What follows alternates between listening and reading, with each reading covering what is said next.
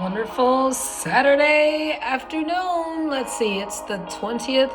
We're already in the third Saturday. 4th, 13th, 20th. Get out of here. You see how time is passing? No, I did that wrong. 20th, 13th, 6th. January 6th was Saturday. But anyway, can you believe it?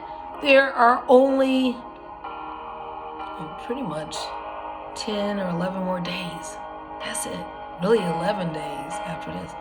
No, 10 days. But the point is, time is moving. All right, time for our afternoon story. And who is our next African-American male hero?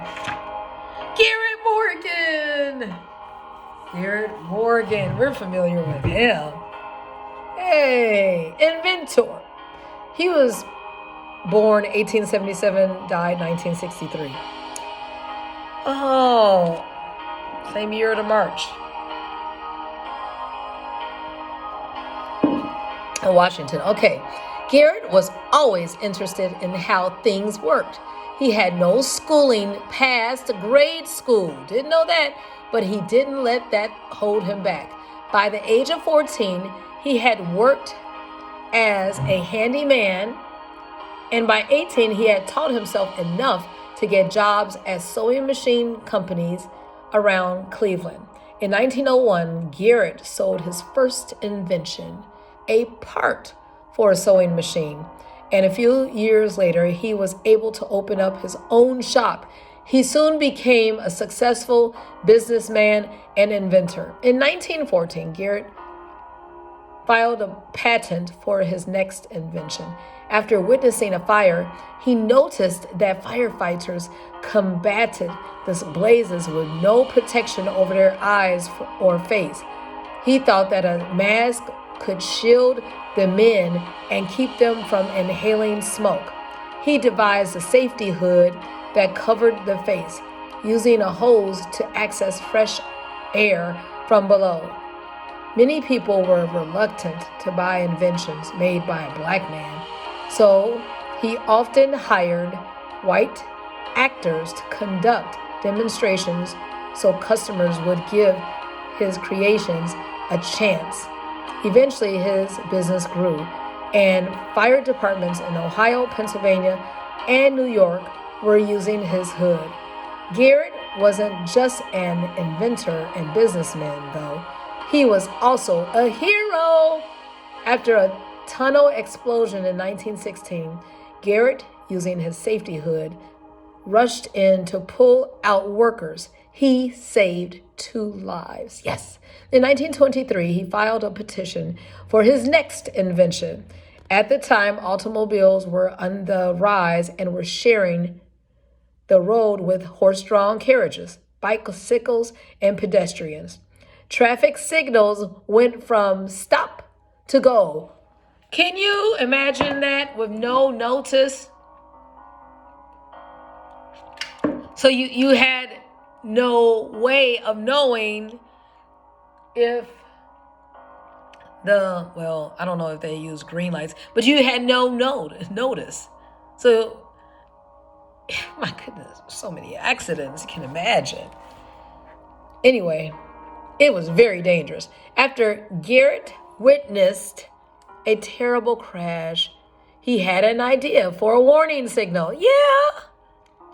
This was a precursor to the red, yellow, and green signals used today. Garrett paid attention to the world around him and looked for opportunities everywhere. And that's what we should do. Follow the need. That's what Marian Wright Edelman said, the founder of the Children's Defense Fund. She was the commencement speaker for my undergraduate studies, when I graduated from DePaul. And I will never forget her words where she said, never work for money alone. For money will not, put you to sleep, and etc. So her father always said, follow the need, and the path will take you, right? Wow, that's good. And she went to Yale law school. She went to Spelman. And she said she hates it, law school. But look at that.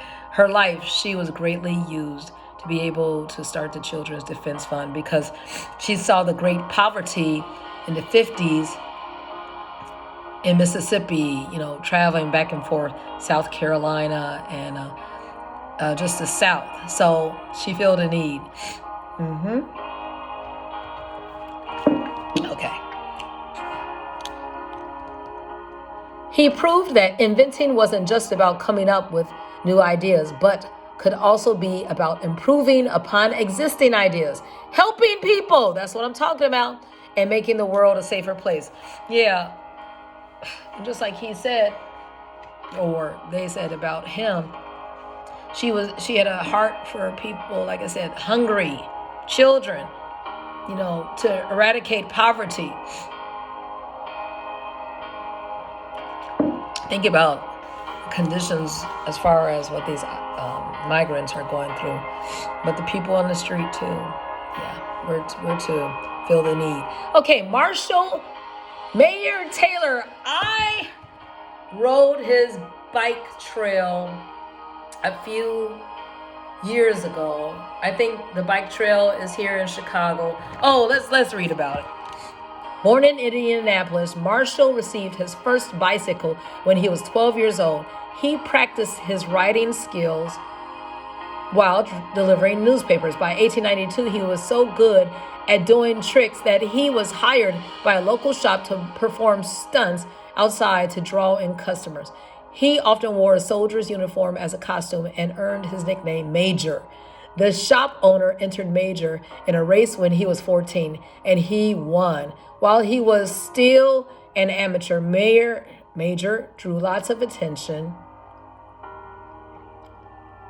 including from the former racer Louis Munger, who decided to train him because it was clear Major was fast.